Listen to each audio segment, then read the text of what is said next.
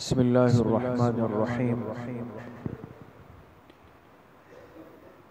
آج جو سوا پارہ پڑھا گیا ہے اس میں پوری سورۃ النمل، سورۃ القصص اور سورہ عنکبوت کا ابتدائی حصہ تلاوت کیا گیا ہے۔ اس سوا پارے میں خلاصے کے طور پہ 6 باتیں اہم ہیں۔ پہلی بات جو سورۃ النمل میں ہے، اللہ پاک نے اپنے جلیل القدر پیغمبر حضرت سلیمان علیہ السلام کے 2 عجیب و غریب واقعات کو، قصوں کو بیان فرمایا ہے۔ آپ حضرات جانتے ہیں کہ حضرت سلیمان علیہ السلام وہ پیغمبر ہیں جنہیں اللہ پاک نے نبوت بھی دی اور پوری دنیا پر بادشاہت بھی دی۔ اپنے وقت کے بادشاہ بھی تھے اور اللہ پاک کے پیغمبر بھی تھے، اور بادشاہت بھی ایسی عظیم الشان تھی کہ صرف انسانوں پر نہیں بلکہ اللہ پاک نے تمام مخلوقات پر بادشاہت دی۔ جنات پر بادشاہت دی، ہواؤں کا اختیار اللہ پاک نے ان کو دیا، اور اسی طریقے سے ایک اہم خصوصیت یہ تھی کہ پرندوں کی بولی ان کو سکھائی گئی۔ جو پرندے آپس میں بولی بولتے ہیں اس کو بھی سمجھتے تھے۔ تو ایک دن اپنے لشکر کے ساتھ جا رہے تھے، اور چونکہ بہت بڑا لشکر ساتھ تھا تو راستے میں ایک جگہ آئی جہاں چیونٹیوں نے اپنے بل بنائے ہوئے تھے۔ چیونٹیاں اپنے بل بناتی ہے نا، بل بنائے ہوئے تھے۔ تو سلیمان علیہ السلام تو چونکہ ہر مخلوق کی زبان سمجھتے تھے، تو انہوں نے سنا کہ وہ جو چیونٹیوں کی جو سردار تھی، جو ملکہ تھی، اس نے جب دیکھا کہ اتنا بڑا لشکر آ رہا ہے سلیمان علیہ السلام کا، تو باقی چیونٹیوں سے کہا کہ فوراً اپنے بلوں کے اندر چلی جاؤ، اندر چلی جاؤ، کہیں ایسا نہ ہو کہ سلیمان کا لشکر تمہیں رونڈ ڈالے، ان کو پتہ بھی نہیں ہوگا، ان کے پیروں کے نیچے آ جائیں گے۔ تو اس کی بات سن کر تمام چیونٹیاں اپنے بلوں میں چلی گئی اور محفوظ ہو گئی۔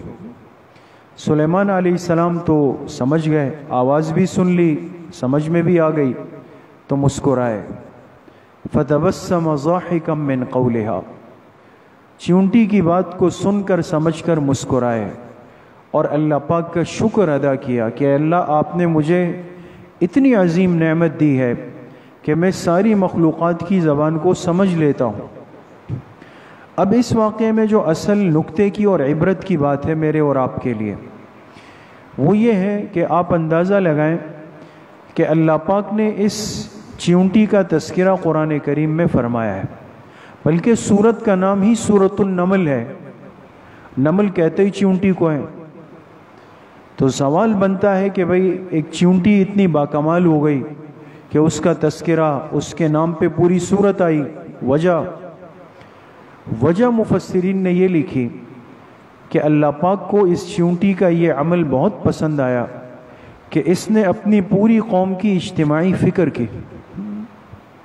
آپ نے غور کیا کہ اس نے جب دیکھا نا کہ ایک لشکر آ رہا ہے، اور لشکر بھی وہ ہے کہ جس کو ہمارا پتہ بھی نہیں چلے گا، اس نے اپنی قوم کی فکر کی، احساس کیا۔ تو جو انسان اجتماعی طور پر اپنے اندر ایک فکر پیدا کر لیتا ہے، ایک معاشرے کا، ایک قوم کا، امت کا، تو اللہ پاک اس سے محبت فرماتے ہیں، اور اتنی محبت فرمائی کہ ایک مخلوق ہے جو جاندار حقیر مخلوق ہے، لیکن صورت میں اس کا تذکرہ کر دیا۔ تو من حیث الانسان اور اشرف المخلوقات ہونے کی حیثیت سے آج اگر ہمارے اندر یہ جذبہ ہو کہ ہم ایک دوسرے کا احساس کرنے والے بنیں، ہر ساتھی اپنے اوپر غور کر لیں ہم کس جگہ پہ کھڑے ہوئے۔ میں یہ چاہتا ہوں بس میں، میرے گھر والے، ہم محفوظ رہیں، باقی کوئی مرے بھاڑ میں جائے، مجھے اس کی پرواہ نہیں ہے۔ یہ انسانیت نہیں ہے دوستو، یہ اشرف المخلوقات ہونے کا تقاضا نہیں۔ انسان آج اپنے اندر اگر یہ احساس پیدا کر لے کہ مجھے اپنی پورے معاشرے کی، ماحول کی، امت کی فکر کرنی ہے، ہر ایک کا احساس کرنا ہے، ہر ایک کو تکلیف مصیبت سے بچانا ہے، تو یقین کریں یہ اللہ پاک کے محبوب بندوں میں شامل ہو جائے۔ دوسرا واقعہ ذکر کیا کہ سلیمان علیہ السلام نے ایک دن کہا کہ بھئی رجسٹر لاؤ، آج پرندوں کی حاضری لینی ہے، چونکہ بادشاہت تھی۔ پرندوں کی حاضری لی تو پتہ چلا کہ ہدہد پرندہ نہیں ہے، ہدہد ایک پرندہ ہے، وہ غیر حاضر ہے، وہ نہیں ہے۔ سخت غصہ ہو گئے، اس لیے کہ جب شاگرد طالب علم درسگاہ میں نہ ہو تو استاذ کو طبعاً غصہ آتا ہے اور آنا چاہیے، یہ بری چیز نہیں ہے، یہ اس طالب علم کی فکر اور احساس ہوتا ہے۔ استاذ جب خود احساس کرنے والا ہو، یہ پوری درسگاہ کا احساس کرتا ہے۔ ہدہد نہیں ہے، وہ غیر حاضر ہے، غصے میں آ گئے، فرمایا کہ ہدہد کو تلاش کرو۔ اب یا تو یہ ہے کہ وہ آ کے کوئی عذر پیش کرے کہ میں کیوں موجود نہیں تھا حاضری میں، تو اگر معقول عذر ہوا تو معاف کر دیں گے، اور اگر اس نے کوئی عذر پیش نہیں کیا تو پھر یا تو سخت سزا دوں گا یا ذبح کر دوں گا، اس کو ذبح کر دوں گا۔ اس سے معلوم ہوا کہ استاذ کو حق ہے، قرآن کریم حق دے رہا ہے کہ اگر طالب علم کو وہ سزا دینا چاہے معقول درجے میں تو دے سکتا ہے، تو کہا اس کو ذبح کر دوں گا۔ تھوڑی دیر بعد ہدہد پرندہ آ گیا، پیشی ہو گئی، کہاں تھے؟ حاضری کے وقت موجود نہیں تھے۔ کہا میری بات سن لیں، میں آ رہا تھا اور اڑتے ہوئے اچانک میری نظر پڑی کہ نیچے ایک ملک، ایک سلطنت، ایک قوم آباد ہے، اور عجیب و غریب بات میں نے اوپر سے دیکھی کہ ان پر بادشاہت ایک عورت کر رہی تھی، ایک عورت ان کی بادشاہ بنی ہوئی تھی۔ ایک تو یہ بات خلاف عقل ہے کہ قوم کی بادشاہ عورت بن گئی، اور اس سے بڑے تعجب کی بات یہ تھی کہ جب میں نیچے اترا تو میں نے دیکھا کہ وہ لوگ سورج کو سجدہ کر رہے تھے، اللہ پاک کو چھوڑ کے سورج کی پرستش کر رہے تھے، اس کو معبود بنایا ہوا تھا۔ تو کتنے عجیب لوگ تھے کہ خالق کائنات کو چھوڑ کے سورج کی عبادت کر رہے ہیں۔ اب دیکھیں اس واقعے سے عبرت کی بات کیا ملی؟ علماء نے لکھا کہ ہدہد ایک پرندہ ہے، پرندہ ہے نا، لیکن اس نے اپنی آنکھوں سے جب شرک دیکھا تو شرک اس کو بھی سمجھ نہیں آیا کہ یہ تو عقل میں نہیں آ سکتا کہ انسان کیسے کسی اور کو سجدہ کر رہا ہے۔ ایک پرندے کو اللہ نے اتنا شعور دیا، ادراک دیا، احساس دیا کہ وہ غیر اللہ کے سجدے کو پسند نہیں کر رہا۔ تو آپ بتائیں کہ میں اور آپ کیسے آج اس بات کو تسلیم کر لیں کہ اللہ کے غیر کو سجدے ہو رہے ہوں، قبروں کو سجدے ہو رہے ہوں، قبروں کے طواف ہو رہے ہوں، چاہے کوئی کتنا بھی بڑا درجہ رکھتا ہو، اس کی نفی نہیں۔ اللہ کے نیک بندوں کا، اہل اللہ کا، صالحین کا احترام و اکرام یہ اس امت کے ایمان میں شامل ہے کہ وہ ایک مقام رکھتے ہیں، لیکن یاد رکھیں کچھ بھی ہو، سجدہ صرف کس ذات کو ہو سکتا ہے؟ اللہ پاک، اس کے علاوہ نہیں ہو سکتا۔ ایک پرندے کو اللہ پاک نے احساس دیا۔ دوسری بات جو سورۃ النمل میں ہے، اللہ پاک نے اس انسان کو وہ وقت یاد دلایا کہ جب قیامت کا وقت قریب ہوگا، بالکل قریب ہوگا، تو اسرافیل علیہ السلام کو اللہ حکم دیں گے، سور دے دیا جائے گا ان کو، اور یہ پہلا سور پھونکیں گے۔ تو روایات کے اندر آتا ہے کہ جب پہلا سور پھونکا جائے گا تو اس سے پوری کائنات پر ایک بے ہوشی کی کیفیت آ جائے گی، موت نہیں آئے گی۔ پہلے سور پر موت نہیں آئے گی دوستو، انسان ایک مدہوشی میں، بے خودی میں چلا جائے گا۔ پھر اللہ پاک حکم دیں گے، پھر دوسرا سور پھونکا جائے گا تو ہر جاندار مخلوق کو موت آ جائے گی، وہ سب مر جائیں گے۔ اسرافیل علیہ السلام رہ گئے، وہ تو رہ گئے نا، باقی تو سب مر گئے۔ پھر اللہ حکم دیں گے تو اسرافیل علیہ السلام پہ بھی موت طاری ہو گئے. تو کتنے سور ہو گئے؟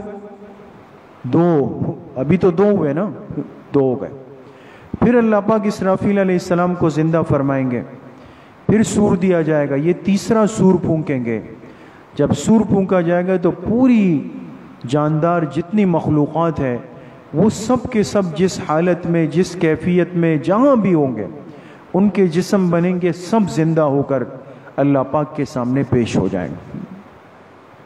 تیسری بات جو سورۃ القصص میں ہے، اللہ پاک نے اپنی قدرت کا اور اپنی طاقت کا اظہار انسانیت پہ فرمایا کہ اگر اللہ پاک چاہے تو انسان کو نہ صرف یہ کہ دشمن سے محفوظ کر دے، بلکہ اللہ اس پہ بھی قادر ہے کہ اسی دشمن کے زیر سایہ اس انسان کی پرورش ہو جائے. حضرت موسیٰ علیہ السلام کی پیدائش کا وقت آیا. آپ حضرات نے سنا ہے، بڑا مشہور واقعہ ہے. فرعون بڑا ظالم تھا. اس نے خواب دیکھا کہ ایک شخص آیا ہے اور اس نے مجھ سے میرا تخت چھین لیا ہے، میری بادشاہت چھین لی. صبح اٹھا، بہت پریشان تھا، تو کاہنوں کو بلایا کہ خواب دیکھا ہے، ایک نوجوان آتا ہے میرا تخت چھین لیتا ہے، اس کا کیا مطلب ہے؟ انہوں نے کہا خواب تو اچھا نہیں ہے. خواب میں واضح اشارہ ہے کہ بنی اسرائیل میں ایک بچہ پیدا ہونے والا ہے، اور یہ بچہ بڑا ہو کے جب نوجوان بنے گا تو اس کے ہاتھ سے تمہاری ساری بادشاہت جو ہے وہ الٹ جائے گی. فرعون چونکہ خود قبطی تھا، قبطی قوم سے تھا، اور بنی اسرائیل کو اس نے اپنا غلام بنایا ہوا تھا. اب جب تعبیر سامنے آئی کہ بنی اسرائیل میں لڑکا پیدا ہوگا اور وہ میرے نظام کو لپیٹ دے گا، تو حکم دیا کہ بھئی اب تلاش کرو، ہر گھر میں کون سی عورت حاملہ ہے، حمل سے، ان کی ترتیب لکھو، اور جب وضع حمل ہو تو جا کے تلاش کرو، چیک کرو، اگر اولاد نرینہ پیدا ہوئی ہے، لڑکا پیدا ہوا ہے، تو اس کو قتل کر دو، تاکہ وہ بچہ بچے ہی نہیں، بڑا ہی نہ ہو، میرا تخت محفوظ ہو. ہزاروں بنی اسرائیل کے اولاد نرینہ قتل ہوئے ہیں بس. لیکن اللہ جس کی حفاظت کرے اس کو کوئی ہاتھ بھی نہیں لگا سکتا. موسیٰ علیہ السلام پیدا ہو گئے. ان کی والدہ کو پتہ تھا کہ فرعون کے لوگ ابھی آئیں گے، تو اللہ پاک نے ان کے دل میں الہام کیا. دیکھیں، ایک ہوتا ہے وحی، ایک ہوتا ہے الہام، دونوں میں فرق ہے. وحی صرف پیغمبر پہ آ سکتی ہے، غیر پیغمبر پہ کبھی وحی نہیں آ سکتی دوستو، اس لیے کہ صرف پیغمبر دنیا میں معصوم ہے اور کوئی نہیں ہے. جو اللہ کے نیک بندے ہیں ان کے دلوں میں اللہ القاء کرتے ہیں، الہام، بات ڈال دیں گے کہ بھئی تم یہ کر لو. ان کی والدہ کے دل میں اللہ نے بات ڈال دی کہ اپنے اس نومولود بچے کو، بیٹے کو لیں اور ایک صندوق میں ڈال دیں. اب اللہ کی شان دیکھیں کہ صندوق بھی تو بند ہے، اس میں تو سانس گھٹ کے بچہ مر جائے گا. اللہ فرما رہے ڈال دو، ڈال دیا. پھر اللہ نے الہام کیا کہ اب جا کے اس کو سمندر میں ڈال دو. یہ اس سے زیادہ تکلیف دہ بات ہے کہ صندوق خود ایک ڈبہ ہے، پھر وہ بھی پانی کے حوالے کہاں جائے گا؟ لیکن اللہ کے حکم سے کیا، ڈال دیا. یہ صندوق چلتا چلتا جا کے اس کنارے پہ لگا جو فرعون کے محل کے ساتھ جڑا ہوا. فرعون بیٹھا ہوا ہے، تفریح کی نیت سے بیٹھا ہوا ہے، دیکھا ایک صندوق آ رہا ہے، اپنے سپاہیوں سے کہا جاؤ لے آؤ.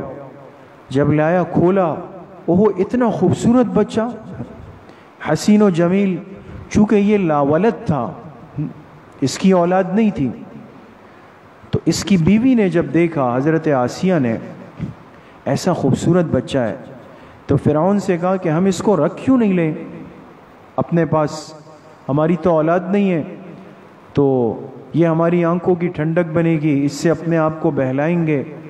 کچھ دیر کے لیے مفسرین نے لکھا کہ فرعون کے دل میں خیال ضرور آیا کہ کہیں میں غلط تو نہیں کر رہا، اسی بچے کو تو قبول نہیں کر رہا جس نے بڑے ہو کر میرا تخت گرانا ہے. تو بیوی نے کہا اتنے ہزاروں قتل ہو گئے، وہ اس میں چلا گیا ہوگا، یہ تو ایک بچہ ہے، اس کو قبول کر لیتے ہیں۔ بچے کو لے لیا، اپنی بیوی کی گود میں دے دیا، اور پھر اللہ کی شان، اس بچے نے کسی عورت کا دودھ قبول نہیں کیا۔ اب بچہ بھوک سے بلک رہا ہے، کیا کریں؟ بھئی عورتوں کو لایا جائے، جتنی عورتیں دودھ پلانے والی ہے سب آئی، لیکن اللہ کا حکم نہیں تھا، بچہ کسی کا دودھ نہیں لے رہا۔ تو کسی نے کہا بھئی ایک گھر ہے، وہاں بھی ایک عورت رہتی ہے، اس کو بلا لیا جائے۔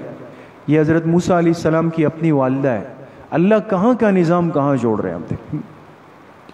ان کو بلایا، جب دودھ سے لگایا، بچے نے دودھ پینا شروع کر دیا۔ فرعون مطمئن ہو گیا، کہا بھئی ہمارے محل میں رہے، بچے کو دودھ پلائیں، آپ کا خرچہ لباس سب ہمارے ذمہ۔ ایک ہفتہ گزرا، موسیٰ علیہ السلام کی والدہ نے کہا اگر آپ اجازت دیں تو میرا بھی اپنا گھر ہے، بچے ہیں، شوہر ہے، ان کو بھی دیکھنا ہے، تو میں بچے کو ساتھ لے جاتی ہوں، اس کا خیال بھی کروں گی، ہر ہفتے ایک دن لا کر آپ سے ملاقات بھی کر دوں گی۔ ٹھیک ہے، بچے کو لے جائیں، باقی اس کی کفالت، اس کی پرورش، اس کا نان نفقہ سب میرے ذمہ۔ جس بچے نے بڑے ہو کر اس فرعون کا تخت گرانا ہے، اللہ اسی بچے کی کفالت اسی فرعون سے کروا رہے۔ قادر مطلق بادشاہ ہے، اللہ جو چاہے فرما دے۔ چوتھی بات جو سورۃ القصص میں ہے، اب موسیٰ علیہ السلام بڑے ہو گئے، نبوت مل گئی۔ نبوت ملنے کے بعد مصر میں ان کے ہاتھ سے ایک حادثہ ہو گیا۔ دو آدمی لڑ رہے تھے، موسیٰ علیہ السلام ان کو چھڑانے کے لیے گئے، چونکہ تھے تو پیغمبر نا، ایک پیغمبر کے ہاتھ کی جو طاقت ہے وہ عام انسانوں سے کئی گنا زیادہ ہے۔ اس چھڑانے میں جب ایک مکہ مارا ایک کو تو فقضى علیہ، تو اس کی زندگی تمام ہو گئی، ختم۔ چونکہ جان بوجھ کے نہیں تھا، چھڑانے کے لیے تھا، پھر بھی اللہ پاک کی طرف متوجہ ہوئے، اللہ نے فرمایا آپ نے جان بوجھ کے نہیں کیا، اس لیے لغزش تھی، ختم ہو گئی، آپ پریشان نہ ہو۔ لیکن آدمی قتل ہو گیا، فرعون کو پتہ چل گیا، اطلاع ہو گئی، تلاش شروع ہو گئی موسیٰ علیہ السلام کی۔ اللہ کے حکم سے آپ نے مصر چھوڑا، مدین چلے گئے۔ مدین ایک الگ علاقہ تھا۔ جب وہاں گئے، وہاں حضرت شعیب علیہ السلام اللہ کے پیغمبر تھے، اور بالکل بڑھاپے میں تھے، صاحب فراش ہو گئے تھے، بستر سے لگ گئے تھے۔